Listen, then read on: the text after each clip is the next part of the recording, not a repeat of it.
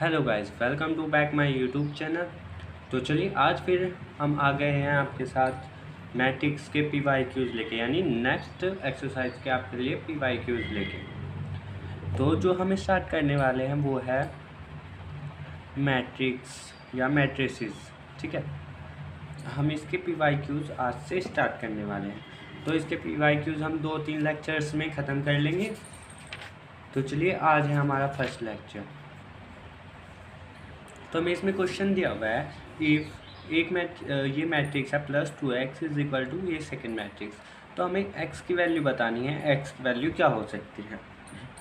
ठीक है, तो इसके दो तरीके हैं। एक तो सिंपल ट्रिक के साथ, ट्रिक क्या कहती है कि हम x की वैल्यू पुट करके देख सकते हैं।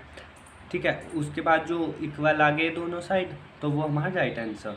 और एक है हमारा सिंपल मेथड, मतलब जो हम प्रॉपर सोल्व करके देखेंगे। तो मैं आपको प्रॉपर सोल्व करके दिखाऊंगा और हिट एंड ट्रायल यानी ऑप्शन पुटिंग आप खुद करके देख लेना एक बार। अगर नहीं होता है तो कमेंट बॉक्स में कमेंट कर देना, उसके बाद हम आपके लिए नए वीडियो ले आएंगे ट्रिक के साथ। तो मैट्रिक्स क्वेश्चन में क्या दिया है, 1 - 2 3 6। ठीक है, +2x इज इक्वल टू 5 - 6 - 7 4। तो हम क्या करेंगे, जो ये हमारा मैट्रिसेस है, ठीक है, ये मैट्रिसेस को हम इधर लेके आएंगे इज इक्वल टू के इधर। इधर क्यों लेके आएंगे, क्योंकि इस मैट्रिक्स के साथ क्या है 2x। क्या हम 2x इसमें प्लस कर सकते हैं? नहीं, हम केवल वो मैट्रिक्स में वो मैट्रिक्स ऐड कर सकते हैं जिसकी रो और कॉलम क्या हो, सेम हो। तो 2x यानी x की अभी ना तो हमें कॉलम पता है और ना ही हमें रो पता है। ठीक है, तो 2x as it is equal to 5 - 7 - 6 4। और ये मैट्रिक्स इधर प्लस में है तो इज इक्वल टू किधर आके माइनस में, तो 1 - 2 3 और 6। तो 2x इज इक्वल टू, अब मैंने माइनस का रूल आपको समझाया हुआ है क्या होता है, इसकी जो थ्योरी समझाई थी। तो माइनस का रूल ये कहता है कि जो हमारा फर्स्ट मैट्रिक्स है, फर्स्ट मैट्रिक्स ये है, इसकी जो फर्स्ट रो और फर्स्ट कॉलम का एलिमेंट है वो दूसरे मैट्रिक्स के भी फर्स्ट रो और फर्स्ट कॉलम के एलिमेंट के साथ माइनस होगा, यानी 5 - 1 यानी 4। एज इट इज़ जो हमारा फर्स्ट मैट्रिक्स है उसकी फर्स्ट रो और सेकंड कॉलम का जो एलिमेंट है वो दूसरे मैट्रिक्स के भी फर्स्ट रो और सेकंड कॉलम के एलिमेंट के साथ माइनस होगा, यानी -6 और -2, यानी -6 और +2 क्या आ जाएगा, -4। एज इट इज़ ये क्या दिया हुआ है हमें, ये दिया हुआ है -7। तो जब हम -7 में से -3 माइनस करेंगे तो ये क्या हो जाएगा, -10। कैसे हुआ, देखिए ये है -7 और ये है -3। अगर मैं माइनस को मान ले लूँ क्या बचा, 7 + 3 और 7 + 3 क्या होता है 10। ठीक है, ये रफ है। तो अब ऐसे इधर करेंगे 4 - 6 यानी -2। अब देखिए इधर 2x है, मुझे क्या चाहिए, सिर्फ x चाहिए। तो x 2 को हम कैसे गायब कर सकते हैं, अगर हम दोनों साइड 2 से डिवाइड कर दें। ठीक है, इधर भी 2 से इधर भी 2 से डिवाइड कर दे, कर सकते हैं ऐसे, यस कर सकते हैं। तो 2 से 2 कट जाएगा, क्या बचेगा x। अब मैंने बताया था अगर आप किसी भी मैट्रिक्स की किसी मैट्रिक्स की किसी अदिश या किसी कांस्टेंट से अगर आप मल्टीप्लाई करते हो या डिवाइड करते हो तो वो उस मैट्रिक्स के हर एलिमेंट में मल्टीप्लाई या डिवाइड होगा। तो अभी हम क्या कर रहे हैं, अभी हम कर रहे हैं 2 से डिवाइड, या ऐसे बोल सकते हैं 1/2 से मल्टीप्लाई। ठीक है, तो ये सभी से होगा, ऐसे ये -10 के साथ, ऐसे ये -2 के साथ। तो अब आप यहीं से आंसर निकाल सकते हैं। कैसे निकाल सकते हैं, या तो सिर्फ आपको, अगर आप एग्ज़ाम में बैठे हैं तो आपको इससे आगे सोल्व नहीं करना, आपको देखना है 2 2 जा क्या बचा 2। तो किस ऑप्शन में +2 है, बी में और सी में, यानी ए कट। अब देखना है 2 × 2, -2 किस में है, -2 तो दोनों में है। अब देखना है 2 से कितनी बार, 5 बार, तो -5 किस ऑप्शन में है, सी ऑप्शन में, तो सी इज़ करेक्ट। फिर भी मैं आपको एक बार 2 2 जा 4, तो ऐसे ही ये आ जाता -2, ये कितनी बार कटेगा 5 टाइम तो -5, ये कितनी बार कटेगा 1 टाइम तो -1। ठीक है, तो ये आ जाता है हमारा x का आंसर। अगर आपको ऐसे सोल्व नहीं करना या आपको ऐसे समझ में नहीं आया तो आप क्या कर सकते हैं, एक सेकंड तरीका बताता हूँ मैं। आप कर सकते हैं, जैसे हमारे पास ये दिया होता है 1 3 6 प्लस 2, यहाँ दिया हुआ था x। ठीक है, 5 -7 -6 4। देखिए अगर ये x यहाँ पे ऐसे ही तो दिया हुआ था, देखिए क्वेश्चन में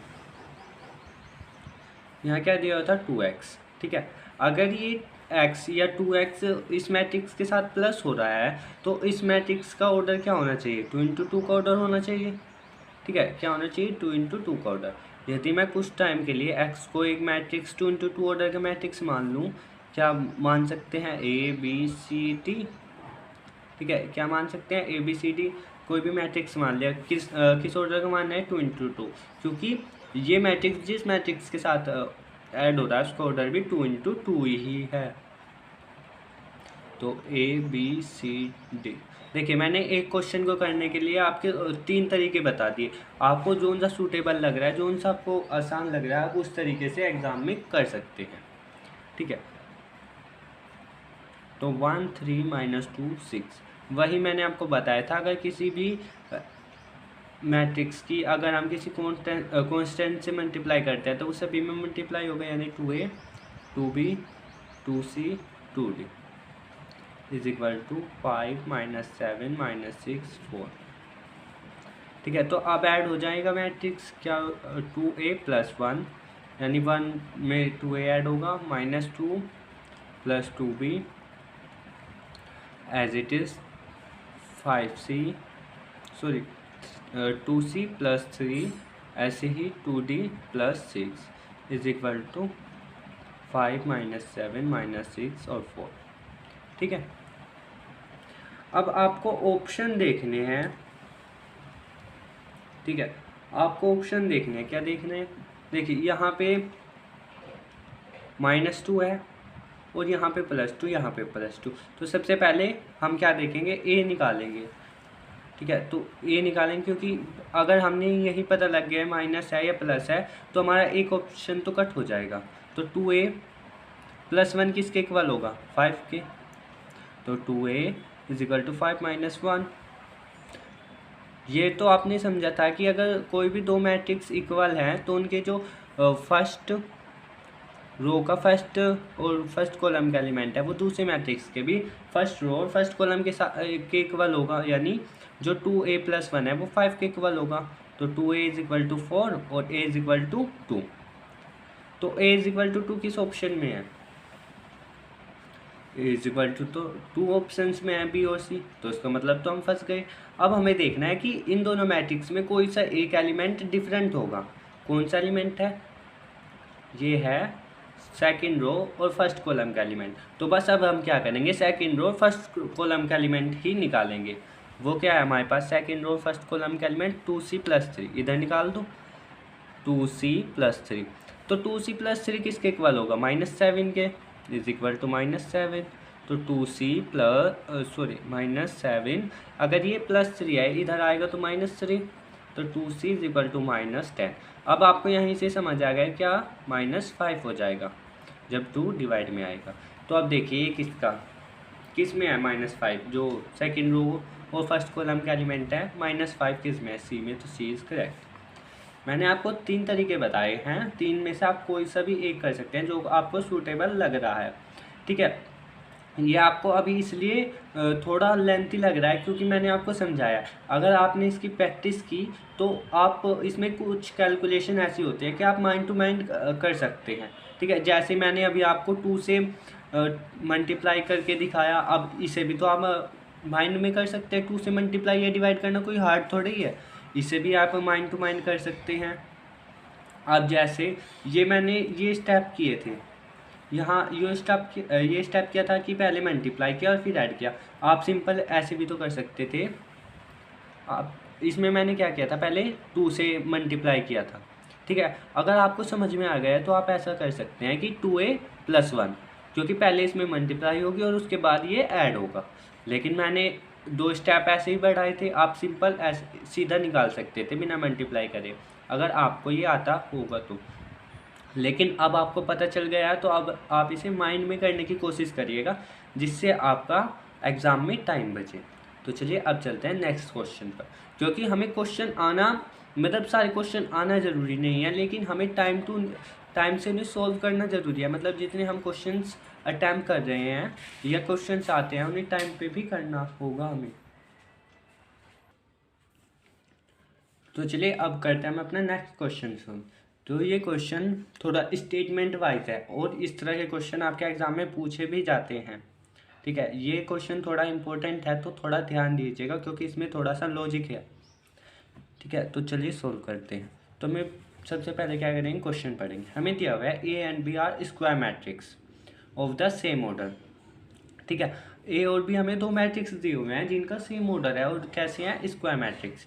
यानी हम ए इज इक्वल टू, ए की जो कोटि है वो ही कोटि बी की है, या हम बोल सकते हैं ऐसे बोल लीजिए आप, यदि जो ए है वो इज इक्वल टू है n इंटू एन के, तो बी भी उसी कोटि का है, यानी n इंटू एन का ही है। तो हमें बताना है a माइनस बी का स्क्वायर। तो a माइनस बी का स्क्वायर निकालना थोड़ा कठिन थोड़ी है। तो a माइनस बी का स्क्वायर, तो a माइनस बी का स्क्वायर है, तो क्या मैं इसे a minus B into A minus B नहीं लिख सकता? लिख सकते हैं, क्योंकि जैसे होता है ए स्क्वायर, तो हम क्या करते हैं, a इंटू ए करते हैं। जैसे 2 का स्क्वायर है, तो हम 2 इंटू 2 करेंगे, यानी 4। 2 का स्क्वायर क्या होता है 4, और 2 इंटू 2 भी 4। तो कर सकते हैं हम ऐसे, यस कर लिया। तो अब जब मल्टीप्लाई करेंगे, तो पहले क्या करेंगे, पहले ए की मल्टीप्लाई ए में, तो ए की मल्टीप्लाई ए में होगी तो क्या आएगा, ए स्क्वायर। फिर ए की मल्टीप्लाई बी में, यानी माइनस बी ए स्क्वायर, या ए भी कर लीजिए या बी ए कर लीजिए। फिर देखिए, आपने सोचा होगा कि हम इन्हें उल्टा भी कर सकते हैं, यानी जो ए बी होता है वो बी ए के इक्वल है, लेकिन ऐसा नहीं है। ठीक है, जो हम मैट्रिक्स वैसे सिंपल में तो कर सकते हैं, जैसे हम मैथ्स में करते आज तक करते आए हैं, मतलब 7th 8th 9th इन क्लासेस में हम करते आए हैं कि A B is equal to B A. लेकिन ये मैट्रिक्स में नहीं है, मतलब ये मैट्रिक्स में अगर हम ऐसा करते हैं तो ये इसका जो है इसकी वैल्यू चेंज हो जाती है। ए बी की मल्टीप्लाई बी ए की मल्टीप्लाई के इक्वल नहीं हो सकती।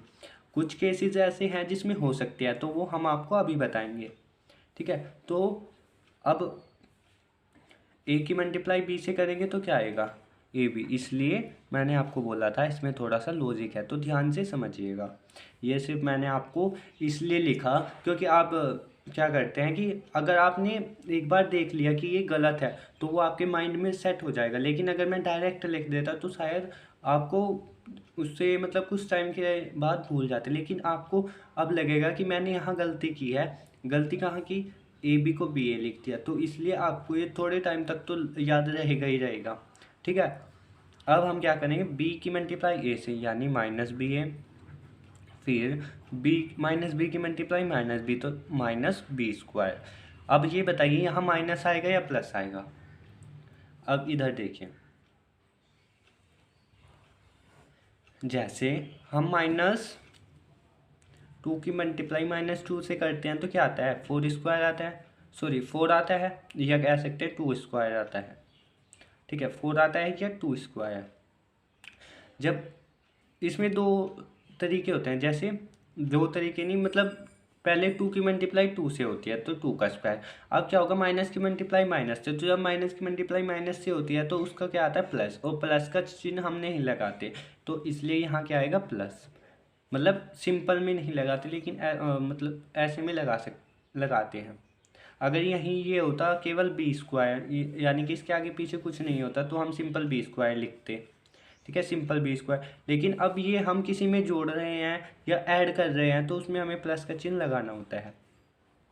तो ये आंसर किस में है, डी। लेकिन अब कुछ बच्चे कहेंगे कि ये क्या हो, ए माइनस बी का स्क्वायर का फॉर्मूला क्या होता है, A square minus 2ab plus B square.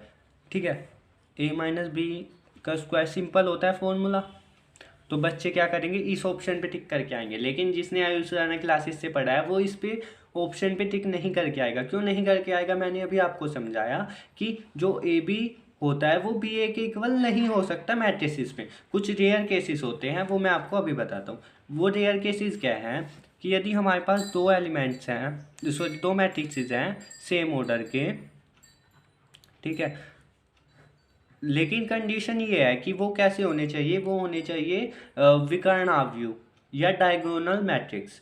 ठीक है, अभी मैं आपको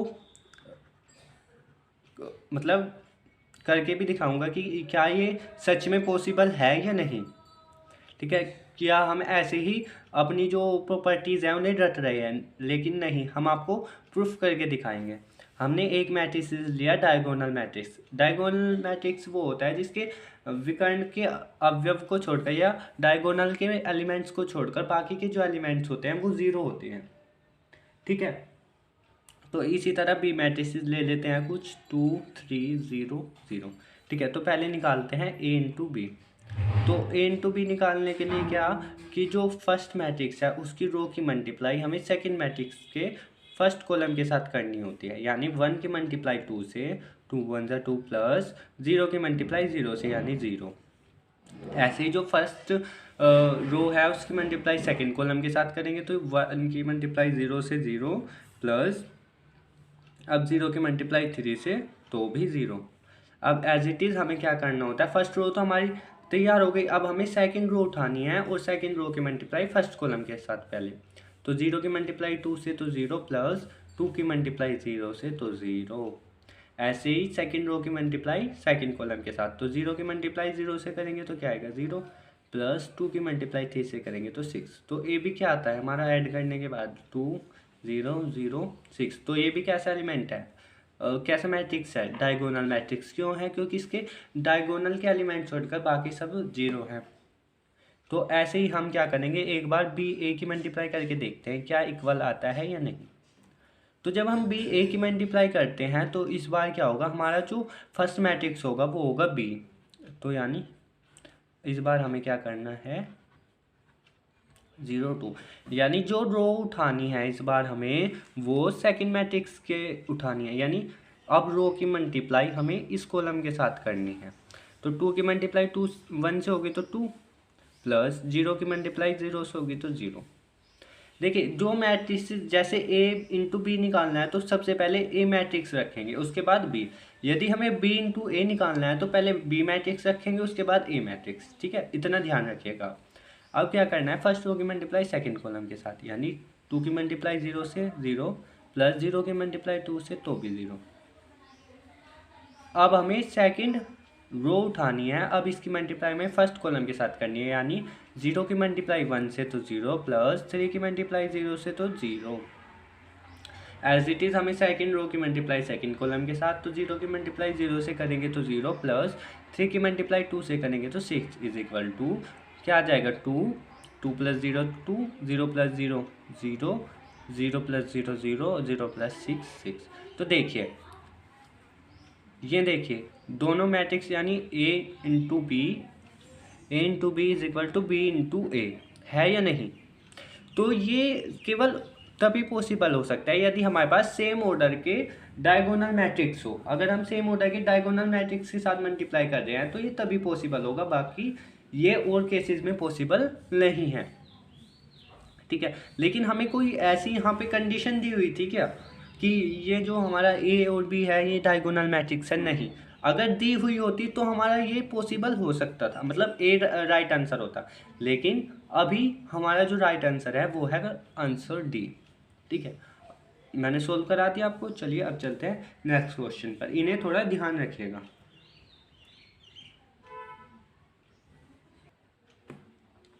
तो जो हमारा नेक्स्ट क्वेश्चन है वो भी थोड़ा स्टेटमेंट वाइज है।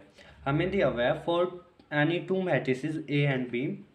ठीक है, और नीचे हमारे पास 4 ऑप्शन दिए हैं, इनमें से एक करेक्ट है। तो हमें पता लगाना है कौन सा करेक्ट है।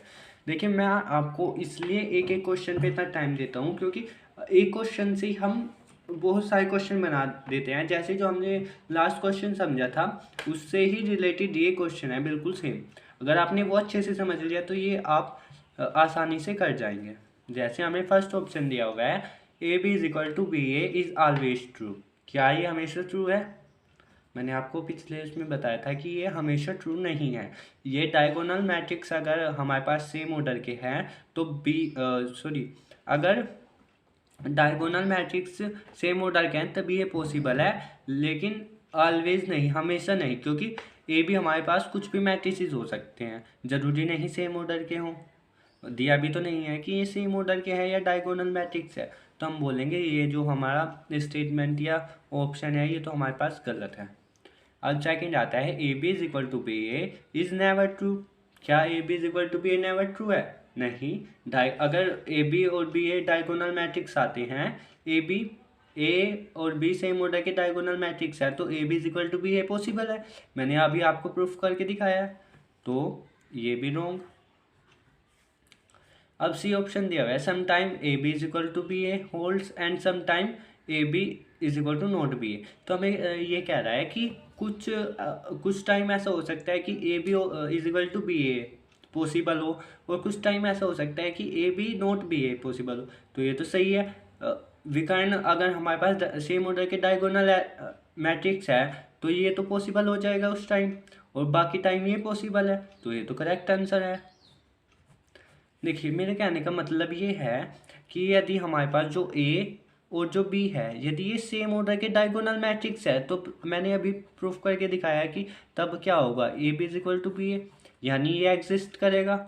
और यदि ए बी यानी ए एंड बी हमारे पास डिफरेंट कुछ भी ऑर्डर के मैट्रिक्सेस हैं या मैट्रिसेस हैं या सेम ऑर्डर के भी हैं मैट्रिसेस, तो ये तब पॉसिबल है। ठीक है, ये केवल कब पॉसिबल है, जब ये विकर्णावयव हो, डायगोनल एलिमेंट्स हो। तो C option is right answer. तो चलिए अब चलते हैं हम अपने नेक्स्ट क्वेश्चन की ओर। तो जो हमारा नेक्स्ट क्वेश्चन है वो भी असर्शन रीजन पर आधारित है या असर्शन रीजन का क्वेश्चन है। तो जो ये असर्शन रीजन के क्वेश्चन है ये आपके एग्जाम में मतलब कुछ समय से बहुत ज़्यादा पूछे जाने लगे हैं, तो इन पर थोड़ा ध्यान दीजिएगा। और ये जो चैप्टर है 3 एंड मतलब मैट्रिसेस एंड डिटर्मिनेंट वाला चैप्टर, इनमें से जो आपके असर्शन रीजन के क्वेश्चंस हैं वो थोड़ा ज़्यादा बनते हैं, तो इन चैप्टर में से असर्शन रीजन के क्वेश्चंस पर ज़्यादा ध्यान दीजिएगा।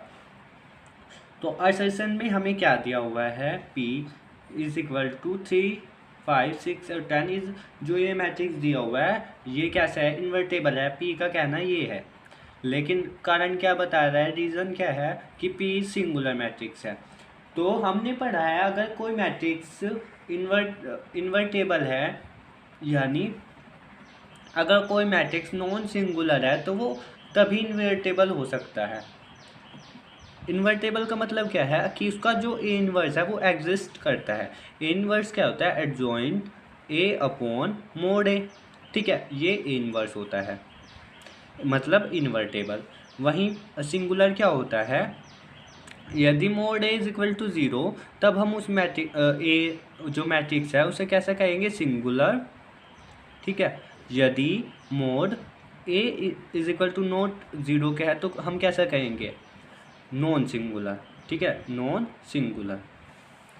तो अब बताइए अगर mod A is equal to 0 हुआ तो ये क्या बन जाएगा, इन्फिनाइट। तो मतलब यदि mod A is equal to 0 हो तो हमारा जो यानी अगर कोई मैट्रिक्स सिंगुलर है तो उसका इन्वर्स निकालना पॉसिबल नहीं है या उसका इन्वर्स एग्जिस्ट नहीं करता।